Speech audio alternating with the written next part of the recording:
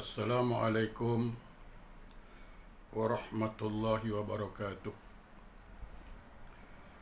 Innal hamdalillah wa syukuru lillah wal aqibatu lil muttaqin. Asyhadu an la ilaha illallah wahdahu la syarikalah wa asyhadu anna sayyidana Muhammadan abduhu wa rasuluh la nabiyya ba'dah. Allahumma fasalli wa sallim ala sayyidina Muhammadin wa ala alihi wa ashabihi rasulillahi ajma'in, amma ba'du. Rabbi shrah li sadri wa yassir li amri wa hlul 'uqdatam min lisani yafqahu qawli. Subhanaka la ilma lana illa ma 'allamtana innaka antal alimul hakim. La hawla wa la quwwata illa billahil aliyil azim. Saudaraku, sahabatku, jamaah yang insya-Allah dimuliakan dan dirahmati Allah Subhanahu wa taala. Mengawali majlis ilmu kita ini, mari kita bersyukur pada Allah Subhanahu wa taala, Allah yang masih memberikan kita peluang untuk menikmati hidup di dunia ini. Kita pun tak tahu berapa lama lagi Allah beri kita peluang menikmati hidup di dunia ini. Yang pasti suatu saat dunia ini akan kita tinggalkan. Mudah-mudahan sisa-sisa umur yang Allah berikan pada kita dapatlah kita gunakan kepada sesuatu yang bermanfaat buat diri kita, baik manfaat di dunia, apatah lagi manfaat di akhirat. Amin, Allahumma amin. Salawat dan salam tidak lupa, marilah sama-sama kita sanjungkan keharibaan junjungan alam Rasulullah sallallahu alaihi wasallam. Allahumma salli ala Sayyidina Muhammad wa ala ali Sayyidina Muhammad. Mudah-mudahan kita beserta keluarga mendapat syafaat dari beliau kelak di yaumil akhir. Amin, Allahumma amin. Saudaraku, sahabatku yang insya-Allah dimuliakan Allah Subhanahu wa taala. Pada kesempatan yang berbahagia ini, marilah kita sama-sama saling mengingatkan diri kita masing-masing betapa pentingnya kita mempererat tali silaturahim dan betapa murkanya Allah bila kita memutuskan tali silaturahim. Dalam sebuah hadis yang panjang dari Salman bin Yazid dari Abdullah bin Aufa radhiyallahu an, ia berkata, pada sore hari Arafah, kami duduk di hadapan Rasulullah sallallahu alaihi wasallam. Kemudian Rasulullah SAW bersabda, "Jangan duduk bersamaku orang-orang yang sore ini memutuskan tali silaturahim." Jadi kalau ada yang putus tali silaturahim, jangan duduk bersama aku pada sore hari ini. Kalau ada, hendaklah ia bangun. Tapi tak ada yang bangun. Tidak ada seorang pun yang bangun kecuali seseorang yang berada paling belakang. Jadi ketika Rasulullah mengatakan, kalau ada orang yang memutuskan tali silaturahim, tolong jangan ada bersama aku di sini. Ada satu orang yang dari belakang, duduk paling belakang, dia pergi, tinggalkan majlis itu. Tak lama kemudian dia datang lagi. Lalu Rasulullah SAW bertanya kepadanya, "Ada apa dengan dirimu?" Karena tidak ada seorang pun yang bangun dari lingkaran ini kecuali cuma engkau yang tinggalkan majlis ini.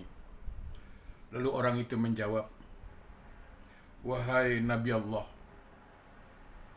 begitu aku mendengar apa yang engkau sabdakan, aku langsung menemui bibiku, yakni makciknya, yang telah memutuskan tali persaudaraan, tali silaturahim.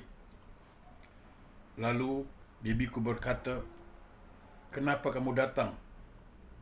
Kedatanganmu ini cukup mengherankan. Kemudian saya beritahu kepada bibiku tentang apa yang engkau sabdakan. Jadi laki-laki ini telah menemui makciknya dan makciknya pun heran. Kenapa engkau datang? Ini mesti ada sesuatu. Lalu aku ceritalah dengan makcik aku apa yang telah kau cakap tadi, ya Rasulullah. Lalu aku minta maaf. Dan kami saling memaafkan. Maka Rasulullah SAW bersabda, ahsanta, baik sekali engkau. Ijlis, silakan duduk. Ala inna rahmata la tanzilu ala qaumi fihim qati'ur rahim. Subhanallah. Dan ingatlah kata Nabi, bahawa rahmat Allah tidak akan turun pada suatu kaum yang di dalamnya ada orang-orang yang memutuskan tali silaturahim. Allahu Akbar. Jadi dalam satu majlis ilmu, dalam satu kelompok, atau dalam satu rumah tangga, atau dalam satu pergaulan, jika ada yang memutuskan tali silaturahim, maka di situ malaikat rahmat tidak turun. Allahu Akbar. Allahu Akbar.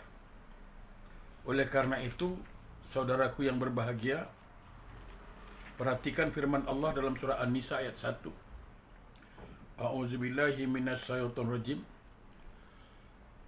Wattaqullaha allazi tas'aluna bihi wal arham. Takutlah kamu kepada Allah dan jaga silaturahim. Saudaraku yang berbahagia, dalam sebuah hadis yang panjang lagi, saya ingin sampaikan dari Anas bin Malik radhiyallahu an, dari Nabi SAW, beliau bersabda, khamsatun laysat lahum salatun.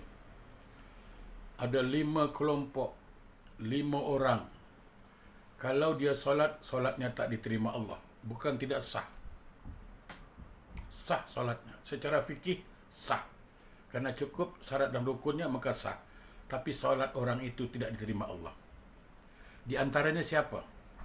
Di antaranya ialah wal musarimul lazi la yukallimu akhahu fawqa salasati ayyam. Allahu Akbar. Di antaranya ialah orang yang bertengkar dan tidak mau bercakap-cakap dengan saudaranya lebih dari 3 hari. Jadi kita ni tak bercakap, tak tegur siapa. Kalau 3 hari masih halal. Masih halal. Tapi lebih dari 3 hari maka hukumnya haram. Sahabatku, saudaraku yang berbahagia, jangan anggap remeh.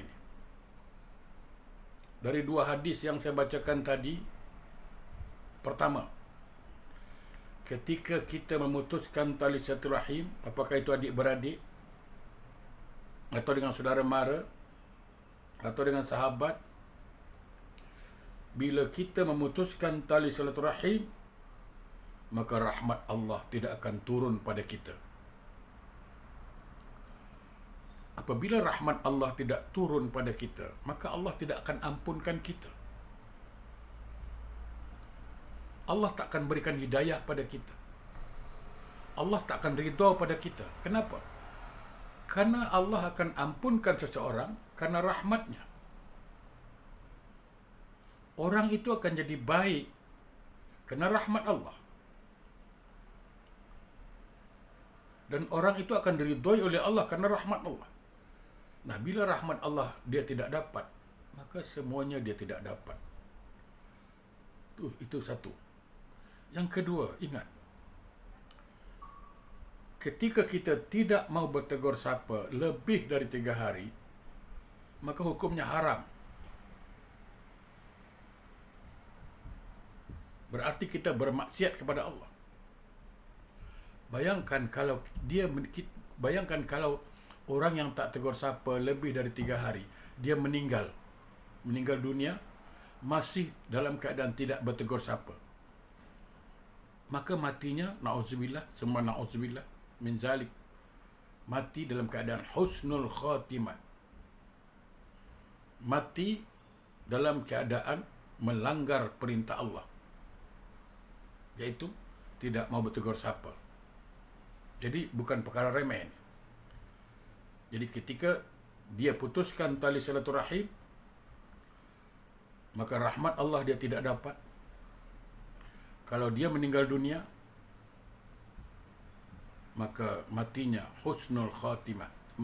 Matinya su'ul khatimah, seburuk-buruk akhiran, mati dalam keadaan maksiat. Dan dalam hadis lain dikatakan apa? La yadkhuluna al-jannah qati'ur rahim. Dan tidak akan masuk surga orang yang memutuskan tali silaturahim. Surga pun dia tak masuk. Surga pun dia tak masuk. Kenapa? Karena orang itu masuk surga kerana rahmat Allah. Orang yang putuskan tali silaturahim, dia tidak dapat rahmat Allah. Maka berarti dia tidak akan masuk surga. Jadi ini perkara bukan perkara remeh. Dan dalam hadis tadi dikatakan apa? Ya. Khamsatun laysat lahum salatun. Ada 5 orang yang kalau dia solat Allah tak terima. Di antaranya siapa? Wal musarimul lazi la yukallimu akhahu fawqa 3 ayyam.